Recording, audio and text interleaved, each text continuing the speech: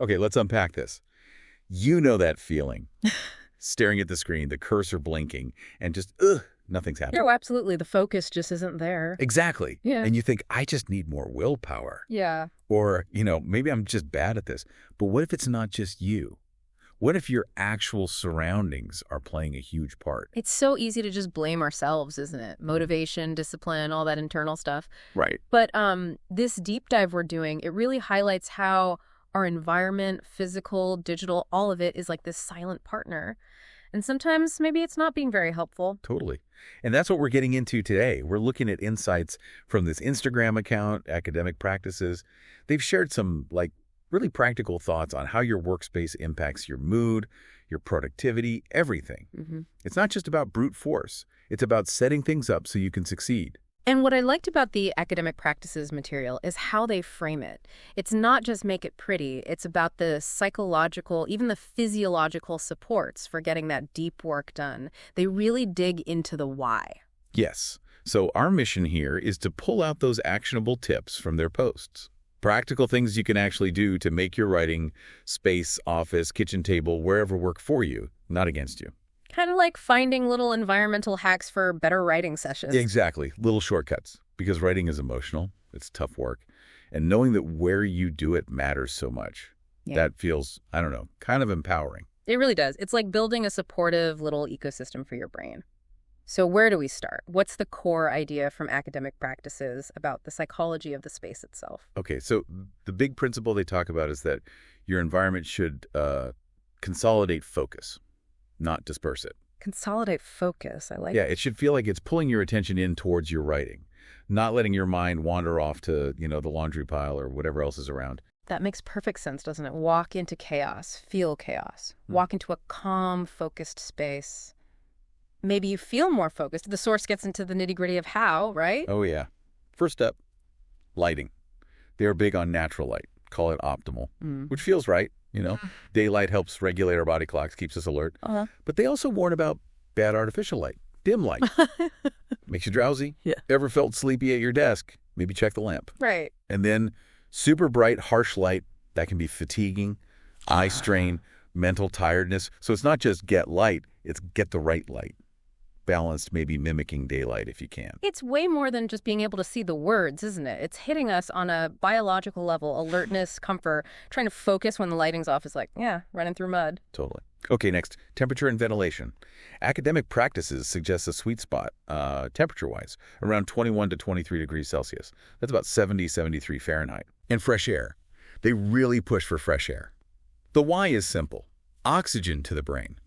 Essential for clear thinking.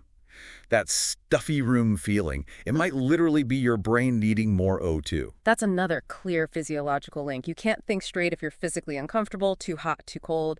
And the oxygen thing we forget. Just cracking a window can be a genuine cognitive boost. Less sluggishness. Right. And then there's noise. Yeah. This one kind of surprised me. Academic Practices is, absolute silence, not always the best for everyone. Really? Yeah, they argue for some people, total silence makes them feel like lethargic. Or every tiny sound becomes super distracting. Oh, okay, I can see that. So instead, they suggest gentle background sounds can actually help focus. Things like a coffee shop vibe or nature sounds. That's interesting. It's not about silence, but maybe controlled sound, something predictable in the background maybe. Like cafe chatter or rain sounds. They're consistent, not demanding attention like, say, music with lyrics or sudden bangs. It kind of creates a sound buffer, masking the really distracting stuff so you're actively curating the sound. Yeah, curating your audio environment. Yeah. Okay, let's shift a bit from the sort of ambient stuff to the physical setup. Your body. Academic Practices uses this great analogy. Writing is like a marathon. I saw that. And trying to run that marathon in bad shoes or, write for hours slouched over, it doesn't just make your back hurt. They say it directly diminishes concentration. Your body's discomfort is a constant mental distraction. It's like a background process constantly running, draining your mental battery, right? If your brain's getting signals, neck hurts, wrist aches, back stiffs, there's just less processing power left for the actual writing. Exactly. It's cognitive drain. So physical comfort isn't a luxury. It's foundational for getting the mental work done, according to the source. Totally. And they list the key things. A supportive chair, obviously. Lumbar support, keeping your spine aligned. That's not just about avoiding future back problems. It's about being comfortable now so you can focus now. Makes sense. Less fidgeting, more focusing. Then monitor position. Eye level. Prevents that neck crick we all know. Yes. And making sure your feet are flat on the floor. Use a footrest if you need one. These seem small, but add them up, and they stop that physical discomfort from becoming a mental block. Yeah, those little adjustments create stability, ease. They stop those nagging aches that just build and build until you have to pay attention to them instead of your work.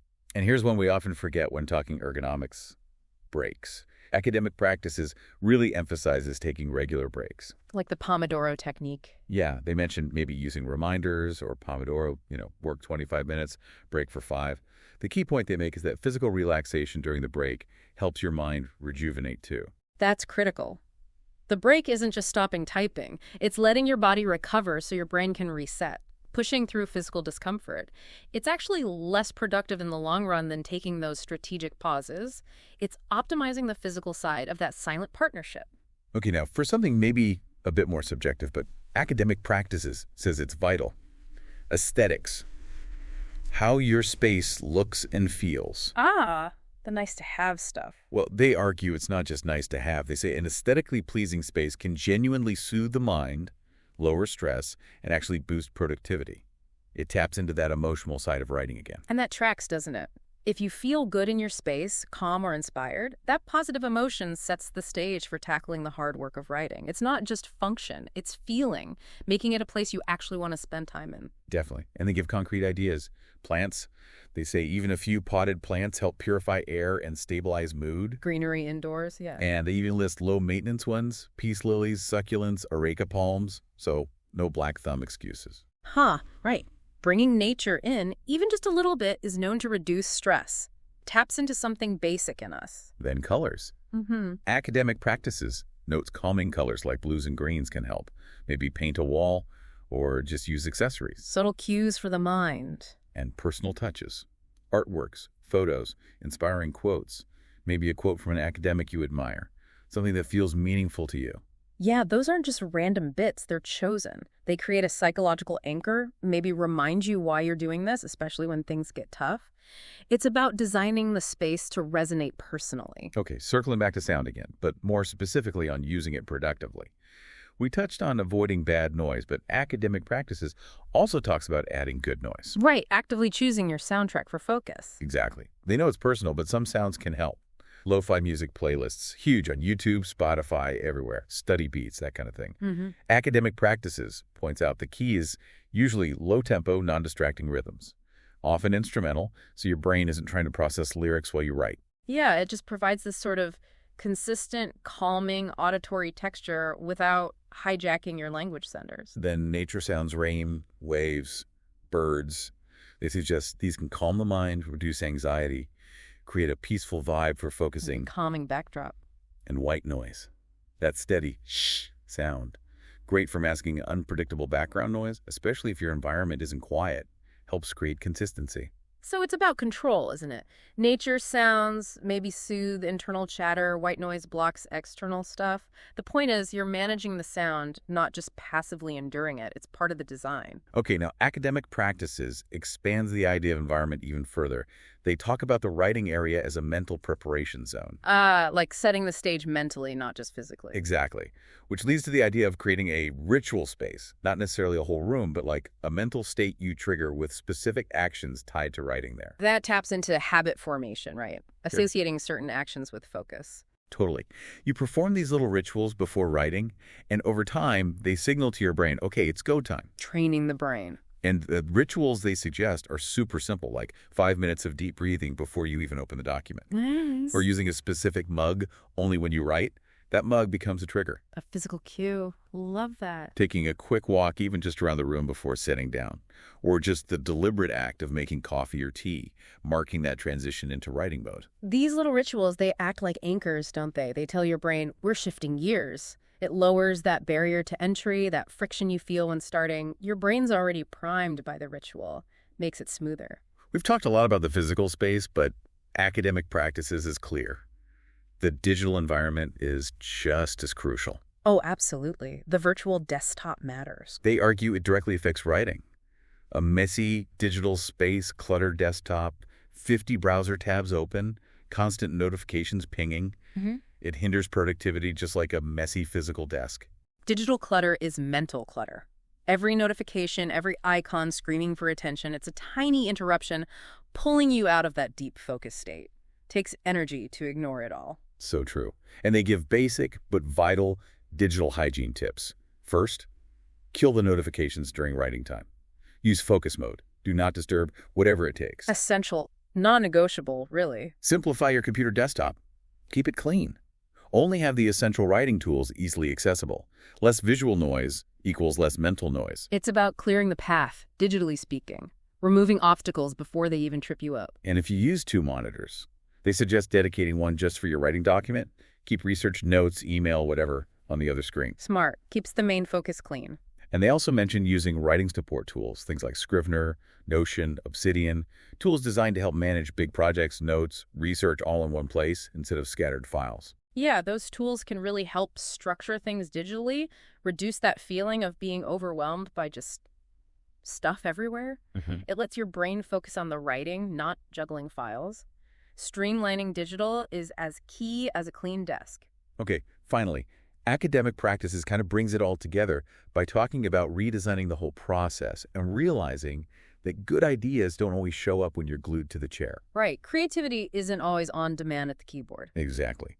Insights can hit during a walk, while stretching, just stepping away. So environmental design needs to go beyond just the main desk. It acknowledges that writing isn't just typing, it's thinking, processing, simmering. Different phases might need different environments or activities. So they suggest creating other supportive spaces, like an inspiration board, physical or digital, with visuals, quotes, goals. A visual anchor. A movement area could just be spaced to pace or stretch during breaks. Get the blood flowing. And an alternative writing nook. Just changing where you sit, even just moving to a comfy chair by the window, can sometimes shake things loose when you feel stuck. It's about building in flexibility.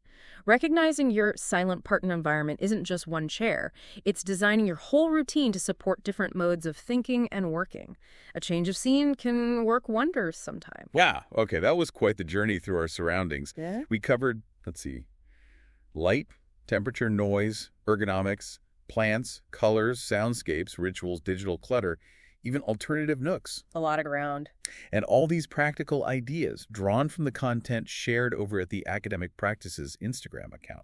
And the big takeaway, the core message they keep emphasizing, is that your writing environment isn't passive. It's this active, silent partner. A silent partner. I like that. And they stress that making changes doesn't need to be some huge overhaul. It could be tiny. Add a cushion. Buy one succulent. Yeah, small adjustments can really ripple outwards, affect how you feel, how you focus. It shifts the focus, doesn't it? Away from just, I need to try harder, to how can I set myself up better? It puts you back in control. Exactly. It empowers you to look at your system, your space, and ask, what can I tweak here? Right. So thinking about all that, here's the final thought, echoing academic practices for you to consider. Your writing environment is the silent partner in your academic journey. So take a look around your own space right now, your desk, your screen, the room. What's one small thing, just one you could maybe try this week to make that partnership a little bit stronger? Could be anything. Closing some tabs, opening the window for 10 minutes, finding one calming song to play before you start. Just a little tweak. Give that silent partner some attention. See if it makes that marathon feel even a tiny bit easier. Thanks for tuning in for this deep dive.